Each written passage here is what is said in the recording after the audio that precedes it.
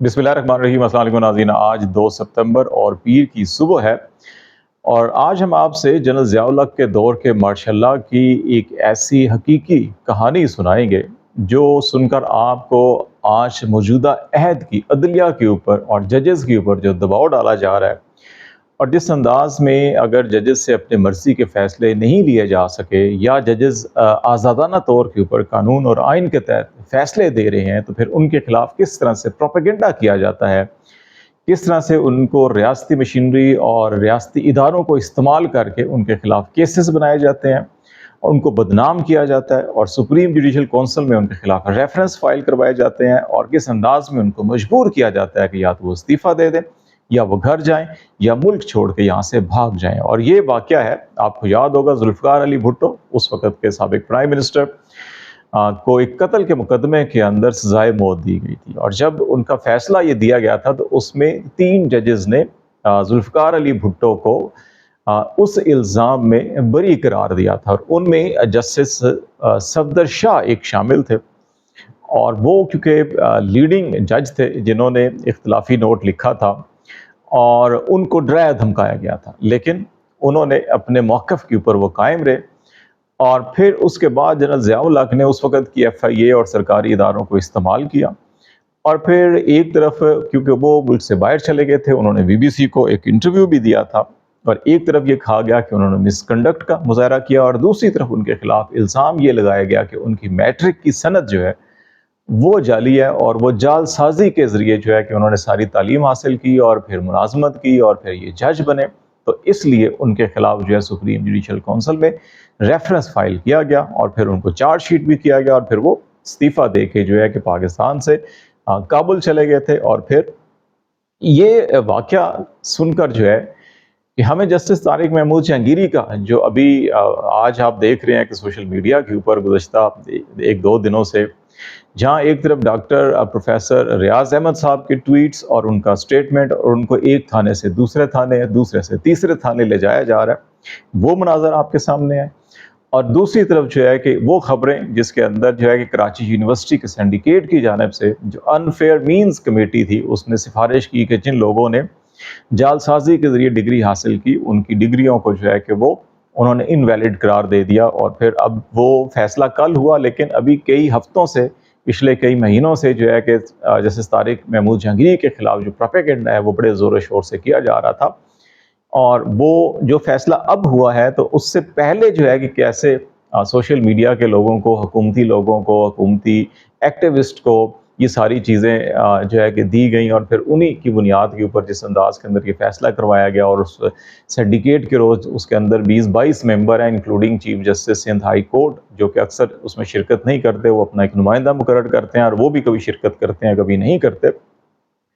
तो उस सिंडिकेट के इजलास की तो कल फैसला हुआ, लेकिन इससे पहले ही इसी मौजू के ऊपर दरखास्तें सुप्रीम जुडिशल कौंसिल में भी आ चुकी, हाई कोर्ट्स में भी उनकी अहलियत को चैलेंज किया जा चुका। तो ये इस चीज़ की अक्कासी करता है कि वो जनरल ज़िया-उल-हक़ की सोच जो है, वो सोच जो कभी फातिमा जिन्ना के ख़िलाफ़ प्रोपेगेंडा करती है, वो सोच जो कभी बेनज़ीर भुट्टो के ख़िलाफ़ प्रोपेगेंडा करती है, वो हर पॉपुलर लीडर के ख़िलाफ़ जो सोच, महदूद सोच, छोटी सोच जो है प्रोपेगेंडे करती है, वो सोच अभी भी कायम है। और वो इस किस्म के जजेस के ख़िलाफ़ जो अभी इसके ऊपर एक बड़ा खूबसूरत जो है कि वो तबसरा समीना पाशा साहिबा जो है सीनियर जर्नलिस्ट हैं, उन्होंने सोशल मीडिया के ऊपर किया कि पहले उम्मीदवारों को डराया कि इलेक्शन ना लड़ो, फिर RO को डराया कि रिज़ल्ट बदलो, फिर जज को डराया कि बदले रिज़ल्ट पर फैसला ना करो, फिर जज को डराने के लिए जाली डिग्री का केस बनाया, फिर असली को जाली डिग्री साबित करने के लिए प्रोफेसर को डराया। अब किसको डराना है? घटियापन की भी कोई हद होती है। तो इस वक्त बेसिकली इस सारे निज़ाम को आप जो देखेंगे पिछले 1-2 साल से जो पाकिस्तान के ऊपर मुसल्लत है, आप इसमें वो तमाम हदें फलांग चुके हैं कि एक जज को डराने के लिए या एक जज को गिराने के लिए पाकिस्तान का पूरा रियासती निज़ाम जो है एक गहरी खाई में गिरता हुआ दिखाई दे रहा है। और इस सारी सूरत हाल को अगर आप देखें, इलेक्शन के बाद नताइज, अवाम का सड़कों के ऊपर निकलना, और अवाम अभी रोज़ बरोज़ जो है कि आप जो यूथ है वो मुख्तलिफ शहरों के अंदर टोलियों और रैलियों की सूरत में निकल रही है और ये दिन ब दिन इसमें इजाफा होता जा रहा है। ये वो खौफ है کہ جس حکومت نے پچھلے 2 سال کے اندر پورے پاکستان کے اندر ایک خوف زدہ ماحول پیدا کیا ہوا تھا، اتنا جبر، اتنا ظلم اور اتنی جو ہے کہ فسطائیت مچائی ہوئی تھی کہ ہر گھر کے اندر، ہر فرد کے اندر، ہر دل کے اندر خوف پیدا کر دیا جائے ریاست کا، اور کوئی لوگ جو ہے کہ نہ وہ آواز اٹھا سکیں، نہ وہ گھر سے باہر نکل سکیں، نہ وہ احتجاج کر سکیں، نہ وہ بات کر سکیں آزادی کی، انسانی حقوق کی، آئین اور قانون کی بالادستی کی کوئی بات نہ کر سکے، اور صرف فرد واحد کی مرضی اور منشا کے مطابق پاکستان کا نظام چلایا جا سکے۔ وہ حکومت جو خوف کی علامت بن کر جو ہے کہ اپنے آپ کو ایک خوف کی حکومت بنانا چاہتی تھی، اب وہ خود اتنی خوف زدہ ہو چکی ہے کہ وہ ایک ایک فرد سے، ایک ایک بندے سے جو ہے وہ ڈرتی پھر رہی ہے، اور یہی وجہ ہے کہ وہ اب ایک کے بعد دوسرے، دوسرے کے بعد تیسرے، کبھی ججوں کو، کبھی صحافیوں کو، کبھی سوشل میڈیا ایکٹیوسٹ، اور ان سب کو جو ہے نشانہ بنایا جا رہا ہے۔ اب اگر جسٹس طارق جہانگیری کا معاملہ آپ دیکھیں تو یہ جو ہے کہ اسلام آباد ہائی کورٹ کے دسمبر 2020 میں یہ جج ان کو بنایا گیا تھا۔ اس سے پہلے جو وکلا کمیونٹی سے تعلق رکھنے والے افراد ہیں وہ بہت اچھی طرح سے جانتے ہیں کہ کسی بھی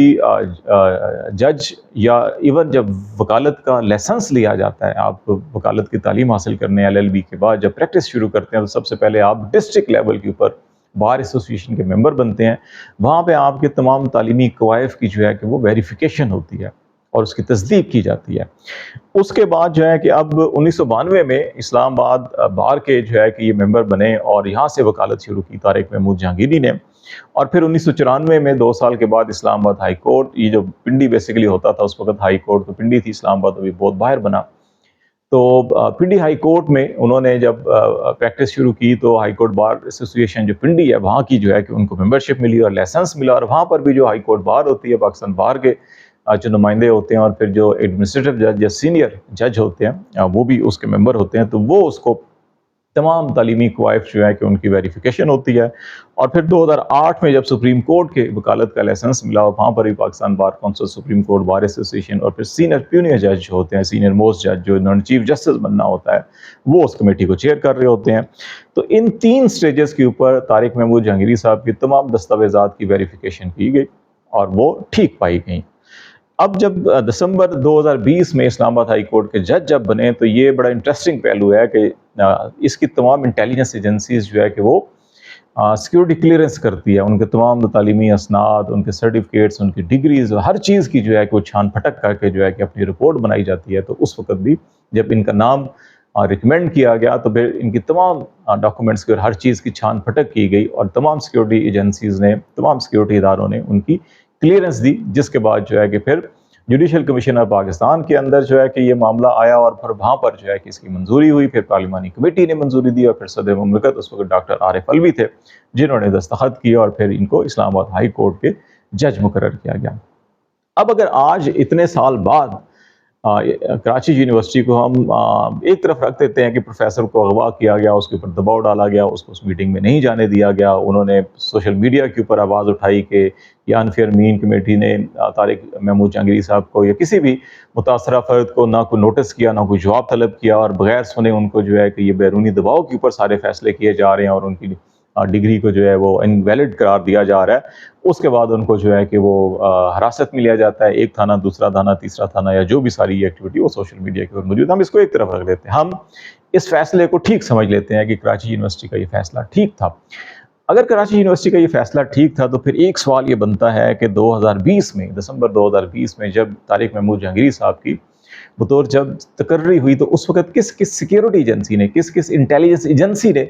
ان کی سیکیورٹی کلیئرنس کی اور ان کے ان تمام ڈاکومنٹس کی ویریفیکیشن کی اور درست قرار دیا، اور کراچی یونیورسٹی نے بھی ایون اگر اس وقت درست قرار دیا تو پھر اس وقت جتنے بھی افسر اس کے اندر انوالو تھے یا جتنے بھی اہلکار اس پروسیس کے اندر انوالو تھے، سب سے پہلے ان کے خلاف کارروائی ہونی چاہیے کہ وہ بددیانتی کا مظاہرہ کر رہے ہیں، اپنے فرائض سر انجام ٹھیک نہیں دے رہے۔ تو اگر آپ ان ساروں کو نوکریوں سے برطرف نہیں کریں گے، کیونکہ ان کی رپورٹس کے اوپر تو نہ جانے کتنے جو پاکستان کی سیکیورٹی کے لیے رسک ہوں گے افراد، جو پاکستان کے جو بددیانت ہوں گے، جو جعلی ڈاکومنٹس تیار کرتے ہوں گے، جو بددیانتی کرتے ہوں گے، جو جعلسازی کرتے ہوں گے، جو فراڈ کرتے ہوں گے،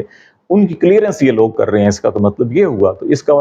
سب سے پہلے اگر آپ اس کراچی یونیورسٹی کے فیصلے کے بعد اگر آپ تمام انٹیلیجنس ایجنسیز، تمام سیکیورٹی اداروں کے اور تمام قانون نافذ کرنے والے اداروں اور ایون کراچی یونیورسٹی کے ان تمام ذمہ داران کے خلاف جنہوں نے اس وقت ان کی کلیئرنس دی تھی، ان سب کے خلاف جو اگر کارروائی نہیں کرتے تو پھر اندازہ ہو جائے گا کہ اس کا مطلب یہ ہے کہ یہ ساری کی ساری کارروائی جو ہے کہ بددیانتی، اور پھر یہ جو الیکشن ٹریبونل اور جو ان کے طارق محمود جہانگیری صاحب نے، کیونکہ سب سے پہلے جو ہے کہ عمران خان کو 2023 کے اندر حفاظتی ضمانت دی تھی، اور پھر یہ بھی کیونکہ اس وقت نہیں معلوم ہو رہا تھا کہ ایک کے بعد دوسرا، دوسرے کے بعد تیسرا، اور کئی مقدمات ایک ایک دن میں درج ہو رہے تھے، تو پھر انہوں نے کہا تھا کہ تمام تفصیلات طلب کی، اور کہا کہ جب تک تمام تفصیلات نہیں آتی تو کسی اور مقدمے میں ان کی گرفتاری نہ ڈالی جائے تو اس میں بھی ضمانت دی جاتی ہے۔ تو اس کے اوپر ان کو یہاں سے ان کے خلاف تنقید کا سلسلہ شروع ہوا۔ پھر انہوں نے بعد میں جو ہے کہ الیکشن ٹریبونل میں تمام فارم 45 مانگ لیے، الیکشن کمیشن سے بھی اور جیتنے والے امیدواروں سے بھی، تمام امیدواروں سے، آر او سے بھی، اور آر او نے بھی نہیں دیے، الیکشن کمیشن نے بھی دیے، جیتنے والے امیدواروں نے بھی نہیں دیے، اور کہا الیکشن کمیشن نے تو کمال ہی کر دیا، کہا کہ ہمارے پاس جو الیکشن مینجمنٹ سسٹم ہے اس کے جو فارم ہے وہ ہم دے ہی نہیں سکتے۔ اب اس ریکارڈ کے مطابق تو پی ٹی آئی 2/3 میجورٹی سے کامیاب ہوئی ان الیکشن کے اندر، لیکن انہوں نے کہا ہم وہ دے ہی نہیں سکتے۔ اس کے اوپر انہوں نے کہا جی ہم بیان حلفی بھی لیں گے، اگر کسی نے جھوٹا بیان حلفی درج کروایا تو اس کو سزا بھی دیں گے، اور اس کا فورنزک بھی کروائیں گے جو فارم 45 دیے جا رہے ہیں۔ تو وہاں سے یہ معاملہ زیادہ حدت اور شدت اختیار کر گیا، اور پھر جو ہے کہ 6 ججز نے جو خطوط لکھے تھے سپریم کورٹ آف پاکستان میں، ان کو دیکھیں تو ان میں بھی جسٹس طارق محمود جہانگیری شامل ہیں، اور اس کے اندر 3-4 بڑے سنگین واقعات تھے، جس میں ایک یہ بھی تھا کہ ججز کے گھروں کے اندر خفیہ کیمرے لگائے گئے ان کی پرائیویٹ ویڈیوز بنانے کے لیے، ججز کے فیملی ممبرز کو اغوا کیا گیا، تشدد کیا گیا اپنے حق میں فیصلے لینے کے لیے، ججز کے اوپر دباؤ ڈالا گیا اپنے حق میں فیصلے لینے کے لیے۔ تو وہ جو انسیڈنٹ بتائے گئے تھے ان میں سے ایک انسیڈنٹ جو ہے جسٹس طارق محمود جہانگیری صاحب سے متعلق بھی تھا، جنہوں نے باقاعدہ تحریری طور کے اوپر چیف جسٹس اسلام آباد ہائی کورٹ کو بھیجا تھا، اور وہی جو ان کا تحریری خط تھا ان باقی خطوط کا ڈاکومنٹ کا حصہ بن کے چیف جسٹس آف پاکستان تک بھی گیا۔ تو یہ 3-4 بڑے عوامل ہیں جس کی وجہ سے بہت سے لوگوں کے دلوں میں رنجش ہے، اور کیونکہ یہ فارم 45 اس وقت جو ہے کہ یہ ایک جو ہے کہ یہ کمزوری بن چکا ہے، خوف بن چکا ہے اس حکومت کے لیے، اس نظام کے لیے جنہوں نے یہ حکومت اور یہ نظام قائم کیا ہے مصنوعی طریقے سے، ان کے لیے فارم 40 جو ہے ایک ڈرونا خواب ہے۔ اگر ان کے سامنے جب بھی کوئی فارم 45 کی بات ہوتی ہے تو وہ چیخنا چلانا شروع کر دیتے ہیں، اور وہ ہائپر ہو جاتے ہیں، اور وہ حملہ آور ہو جاتے ہیں اداروں کے اوپر، افراد کے اوپر، ججز کے اوپر۔ تو یہ جو سارے کے سارے تناظر کے اندر اگر آپ ان صورتحال کو دیکھیں اور اس صورتحال کو اگر آپ ملائیں، اگین میں آپ کو جسٹس صفدر شاہ کے کیس کی طرف لے جاتا ہوں کہ جنرل ضیاء الحق نے ابھی ذوالفقار علی بھٹو کیس کے اندر آج تاریخ نے جو ہے کہ یہ ثابت کیا کہ وہ فیصلہ غلط تھا، وہ ایک مارشاء اللہ حکومت کا، ایک مارشاء اللہ دور کا، ایک فوجی دور حکومت کا زور زبردستی کا فیصلہ تھا، جیسے آج زور زبردستی کے فیصلے کروانے کی کوشش کی جا رہی ہے اور کروائے گئے ہیں۔ آج اگر 40-50 سال بعد سپریم کورٹ آف پاکستان نے اس فیصلے کو غلط قرار دیا اور جسٹس صفدر شاہ جو ہے کہ وہ سچے ثابت ہوئے، اور ان کی اس وقت کی میٹر کی سند کو جعلی قرار دیا گیا اور ایف آئی اے کو کہا گیا کہ ان کے خلاف تحقیقات شروع کریں، تو اب ایک تصور کیجئے کہ آج جس قسم کا جعلی نظام اور اس جعلی نظام کو تحفظ دینے کے لیے جس زور زبردستی کے فیصلے لینے کے لیے جس قسم کے مقدمات اور کارروائیاں کی جا رہی ہیں، کیا ہم پھر انتظار کریں گے؟ 4-5 دہائیوں کا یہ قوم انتظار کرے گی کہ پھر کوئی عدالت بیٹھے اور پھر یہ فیصلہ کرے کہ یہ جو 1-2 سال تھے یہ بالکل قطعی طور کے اوپر اس سے مختلف نہیں تھے، جس طرح سے جنرل ضیاء الحق کا وہ دور تھا جس کے اندر جو ہے کہ وزیر اعظم پاکستان اس کے نہ صرف گرفتار کیا گیا بلکہ سزائے موت دی گئی، اور پھر آج عدالت عظمیٰ جو ہے قوم سے معافی مانگتی پھر رہی ہے۔ تو کیا ایک بار پھر ہم قوم سے معافی مانگیں گے؟ تو بہتر ہے کہ ہم قوم سے 40 سال بعد معافی مانگنے کی بجائے آج ہی اگر حالات کو ادراک کر لیں اور ٹھیک کر لیں تو اس سے ملک جو ہے کہ بہت جلد ترقی کی راہ پہ چل پڑے گا۔ آج تک کے لیے اتنا ہی۔ خالد جمیل کو اجازت دیجیے، اللہ حافظ۔